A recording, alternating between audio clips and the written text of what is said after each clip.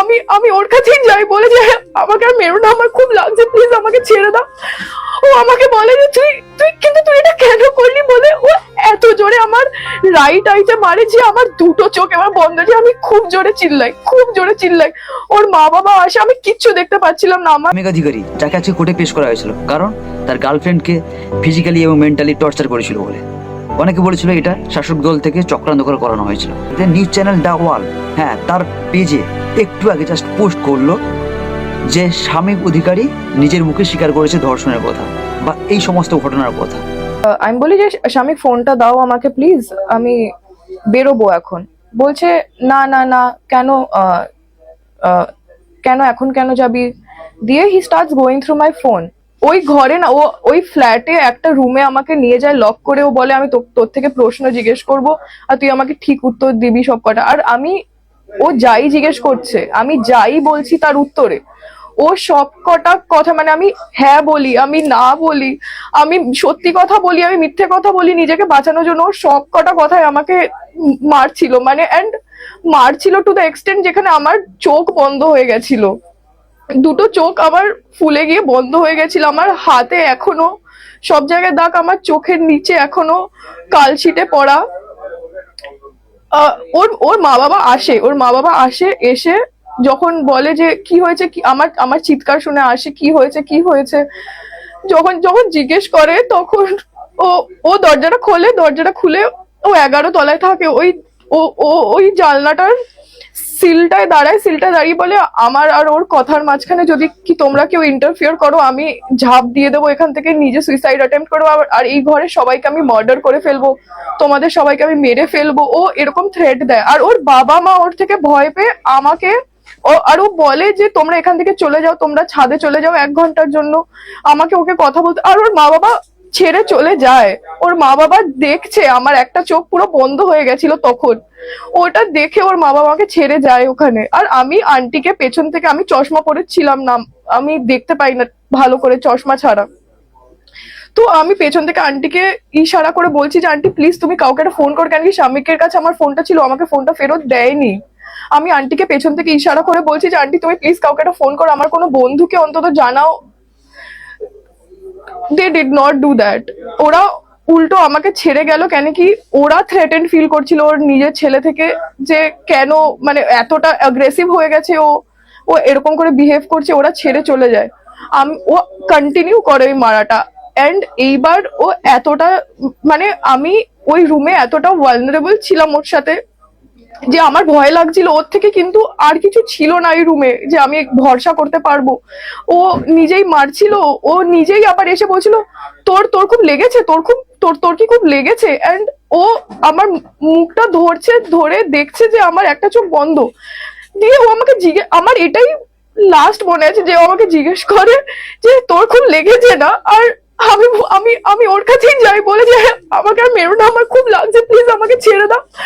ও আমাকে বলে যে তুই তুই কিন্তু তুই এটা কেন করলি, বলে ও এত জোরে আমার রাইট আইতে মারে যে আমার দুটো চোখ এবার বন্ধ, যে আমি খুব জোরে চিল্লাই, খুব জোরে চিল্লাই। ওর মা বাবা আসে, আমি কিচ্ছু দেখতে পাচ্ছিলাম না, আমার দুটো ভিশন ব্লক হয়ে গেছিল। ওর মা বাবা তাড়াতাড়ি ঘরে ঢোকে, নক করে, দরজা খোলে, ও ওখান থেকে সরে যায়। আমাকে ওর মা বাবা এসে ধরতে চায়, আর আমি বলি আমি কেন কি তখন কাউকে বুঝতে পারছি না, চিনতে পারছি না, আমার দুটো চোখ বন্ধ। আমি দুজনকেই ওখান থেকে রেপেল করি যে সরাও সরাও সরাও। আমি ওইটাই ও রাত ভোর করে। ওর মা বাবা ওখানে ছিল, এন্ড দিস কন্টিনিউস। ওর পরে ওর মা এসে আমাকে জামা কাপড় দেয়, চেঞ্জ করি, বিকজ আর আমি বলছি যে আন্টি প্লিজ আমাকে এখান থেকে যেতে দাও, আমাকে এখান থেকে যেতে দাও, আমাকে প্লিজ এখান থেকে ছেড়ে দাও আমাকে। আর আমি তখন দেখতে পারছিলাম না চোখে কিছু, তো আমি কন্টিনিউয়াসলি বলি যে আঙ্কেল তুমি আমাকে প্লিজ ড্রপ করে দাও। আমি স্বামীকে বলি যে প্লিজ আমি তো যেতে পারবো না এখন এরকম করে বাড়ি, আমি কিছু দেখতে পাচ্ছি না, তুমি আমাকে ড্রপ করে দাও বাড়ি, প্লিজ আমাকে যেতে হবে। ও বলতে থাকে না না এরকম, মানে ওর পুরো ফ্যামিলি তখন বলে, ওর মা বাবা, ও যে না না এরকম তোর চোখ মুখ হয়ে গেছে, তুই যাবি কেমন, তুই তুই যাবি, তোকে তো বাইরে লোকজন দেখলে বুঝতে পারবে যে তোর এরকম হয়েছে, না না তুই যাস না, তুই যাস না, তুই এখানে থাক, তোর বাড়িতে এখন কেউ নেই, তুই যাস না এরকম। এন্ড ওইটা আর বাই দ্য টাইম আমার শরীর এতটা ছেড়ে দিয়েছিল, আমার মাথা পড়ে গেছিল, মানে আমি পুরো ও মারছিল, আমি পাস আউট করছিলাম, ওই মানে ব্ল্যাক আউট, আর ওর মারেই আমি উঠছি এরকম। আমার পুরো গ্লিমসেস গ্লিমসেস মনে আছে, আমার পুরো ব্যাপারটা মানে এর আগে কখনো কি এরকম না বন্ধুদের যতদিন ছিল কোনো সময় গায়ে হাত তোলা বা না না কোনো সময় এরকম হঠাৎ করে অ্যাগ্রেসিভ হয়ে যাওয়া, এটা না না না এটা প্রথমবার হঠাৎ করে? কিন্তু আমার সাথে এটা প্রথমবার। কিন্তু এই ব্যাপারটা যখন বাইরে যায়, ওর অনেক এক্সেস মানে এক্স গার্লফ্রেন্ড, অনেক বন্ধুরা আমাকে রিচ আউট করেছে উইথ ভিডিও প্রুফ আর of sexual abuse, of physical assault, মানে আমার কাছে সব আছে যে ও কি কি করেছে। আর এরকম যাদের ব্যাপারে আমি চিনিও না, যারা আমাকেও চেনে না, তারা আমাকে রিচ আউট করেছে, বলেছে যে আমি তোকে ভিডিও পাঠিয়ে, আমার কাছে আছে সব ভিডিও। যে ও এগুলো, আমার মনে হতো যে আমার সাথে এটা প্রথমবার হয়েছে বলে আমি আওয়াজটা রেস করেছি, আমার ভয় লেগেছে, আমি বাইরে গেছি। আমার কাছে অনেক জনের এখন ছবি আছে যারা আমাকে বলছে যে তুই একা না, এটা তোর সাথে শুধু হয়নি, আমাদের সাথেও হয়েছে, আমরা কেউ কিছু বলিনি, কিছু করিনি। ভয় পাইয়ে রাখতো বা এরপর আমাকে থ্রেট করছিল যে তুই যদি বাড়ি থেকে কখনো বেরোস তোকে আমি মার্ডার করে দেবো। আমার চোখে মানে আমার মুখের সামনে এসে বলছিল যে তুই কিছু করে দেখ, তুই কারোর সাথে থেকে দেখ, তুই এখান থেকে বেরিয়ে আমি তোর মার্ডার করে দেবো, তোর তোর মৃত্যু আমার হাতে, এরকম করে আমাকে। আর আমাকে না, ওর মা বাবাকে, ওর মা বাবা একবার থামাতে এসেছিল, তো ও না নতুন নতুন মুভ ইন করেছে ফ্ল্যাটে, ঠিক আছে, তো ওর খাটের না প্লাইয়ের টুকরো গুলো সব সব খাটের মানে রুমের পাশে না রাখা ছিল। তো ওর বাবা থামাতে আসছে, ও একটা প্লাইয়ের টুকরো উঠিয়ে ওর বাবার পেছনে তাড়া করেছিল যে আমি কিন্তু তোমাকে মেরে ফেলবো। ওর বাবা ভয় ওর পায়ে পড়ছিল যে বাবা এরকম করিস না, এরকম করিস না। মানে ওর বাবা মা ওর থ্রেটে ছিল যে ওর ছেলে কি করতে পারে। আর আমাকে ওই যখন রাতে এইসব হয়, ওর বাবা মা রাতে বেরিয়ে আমাকে ছেড়ে ওখানে 1-1.5 ঘন্টার জন্য, ওরা যখন দেখছে আমার সাথে হচ্ছে, ওরা কিন্তু ওষুধ কিনতে যাচ্ছে, কিন্তু আমাকে ছেড়ে যাচ্ছে কেন ওখানে, মানে ওই অ্যাবসেন্সে। আমার পয়েন্ট এটা ছিল যে ওদের সব জায়গায় কাজ ছিল আমাকে ওখান থেকে বার করে দেওয়া, ওখান থেকে আমাকে নিয়ে বেরোনো, আমার জন্য ওষুধ কিনতে যাওয়া না, আমার চোখ বন্ধ ছিল। তারপর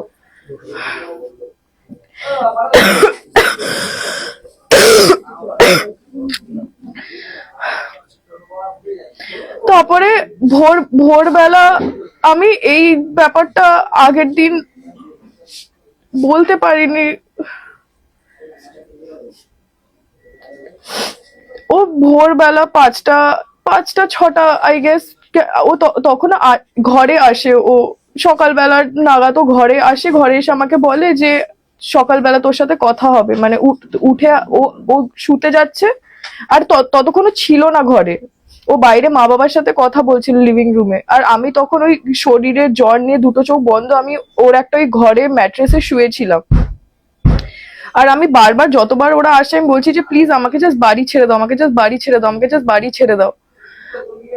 ও আসে এরকম সকালবেলা করে, ও আসে, এসে পাশে বসে আমাকে বলে যে আমার তোর সাথে কথা আছে সকালবেলা উঠে। আমি বলি স্বামী প্লিজ আমাকে জাস্ট বাড়ি ছেড়ে দিও। ও বলে যে কেন, তুই থাক কিছুক্ষণ, আমি তো বললাম তোর চোখেটা হয়েছে আমি ঠিক করে নেব। দিয়ে ও জাস্ট পাশ ফিরে শুয়ে পড়ে। ও কিছুক্ষণ পরে আমার দিকে ঘুরে জিজ্ঞেস করে যে জাস্ট কিছুক্ষণ, লাইক ওই স্প্যানে, যে do you want to have sex. আমি বলি যে না, মানে আমার দুটো চোখ তখন বন্ধ, আমার পুরো মাসেল গুলো ফেটে গিয়ে ওপরে উঠে গেছে, আমার দুটো চোখ ফুলে উল্টে গেছে। আমি বলছি না, আমি কিছু দেখতে পাচ্ছি না, আমার কাছে এসো না প্লিজ, তুমি যেটা করছো। আমি ওকে বলে যাচ্ছি যে তুমি যেটা করছো ওটা কিন্তু ভুল, তুমি যেটা করছো ওটা কিন্তু ভুল ভুল ভুল, আমি ওটা বলছি।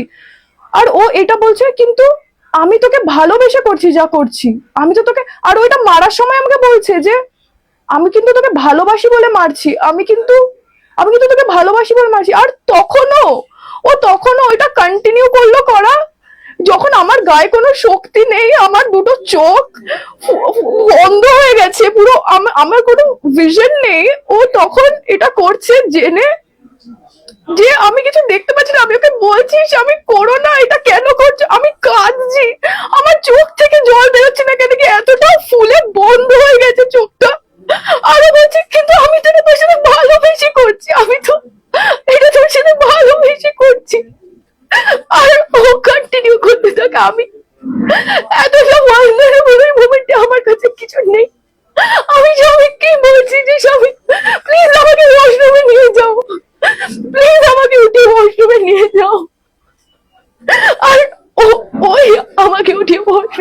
যায়। বাড়ি কখন ফিরেছে?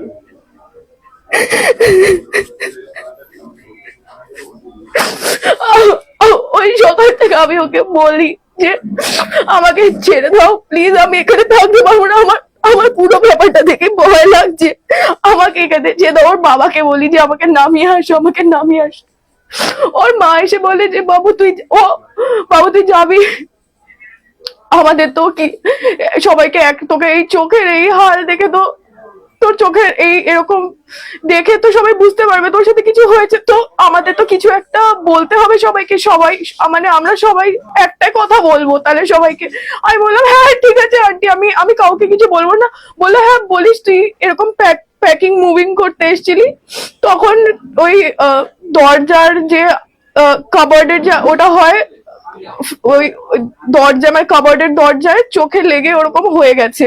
আমি বললাম হ্যাঁ আন্টি ঠিক আছে, আমি তাই বলবো। স্বামী নিজে ওর ফোন থেকে আমার জন্য ব্লিঙ্কিট বা ইনস্টামার্ট কোথা থেকে মেকআপ আনায়, কনসিলার আনায়, ও নিজে আমার চোখে লাগিয়ে দেয়, ওটা লাগিয়ে দেয়।